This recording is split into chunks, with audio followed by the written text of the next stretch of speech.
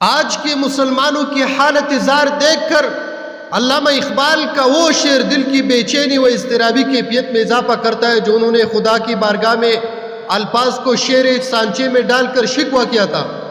اور پھر خود ہی جوابی شکوہ لکھا، جن اشعار میں انہوں نے پستی اور تنزلی کی تاریخ کے اسباب واضح فرمائے تھے۔ وہ لکھتے، وہ زمانے میں معزز تھے مسلمان ہو کر اور ہم خوار ہوئے تارکی قرآن ہو کر۔ یہ بات اظہر من الشمس ہے کہ امت مسلمات جن گناہوں مصیبتوں اور پریشانیوں میں مبتلا ہے اور جن فسادات و خرافات کی چکی میں پسی جا رہی ہے اور ظلم و استبداد کی جس گرداب میں پھنسی ہوئی ہے، اس کی سب سے بڑی وجہ قرآن اور اس کی تعلیمات کو بالائے طاق رکھ کر اس پر عمل پیرا نہ ہونا ہے۔ جس قرآن پر عمل کر کے صحابہ کرام نے ساری دنیا میں عالم حکومت لے رہا تھا، کافروں اور مشرکوں کی پرخچی اڑا دیے تھے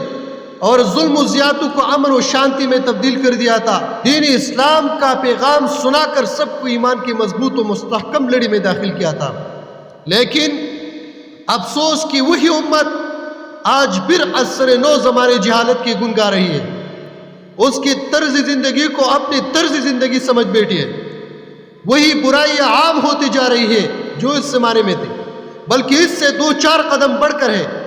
جس کا مشاہدہ ہم آئے دن اخبارات کی سرخیوں میں تو کبھی ٹی وی کی نیوز چینلوں میں کبھی سوشل میڈیا پر دیکھتے چلے آ رہے ہیں۔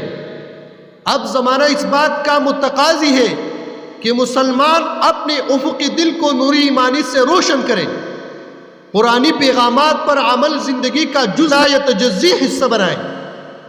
اعمال صالحہ کا جامہ زیب تن کر کے اعمال سیاہ کا قرادہ گردن سے اتار دے اور ظفرمندی و سربلندی کی حصول کے لیے احکام الہی و سنت نبوی پر عمل پیرا ہو جائے۔ اللہ تبارک و تعالیٰ کی بارگاہ میں عرض ہے کہ اللہ ہمیں عمل کی توفیق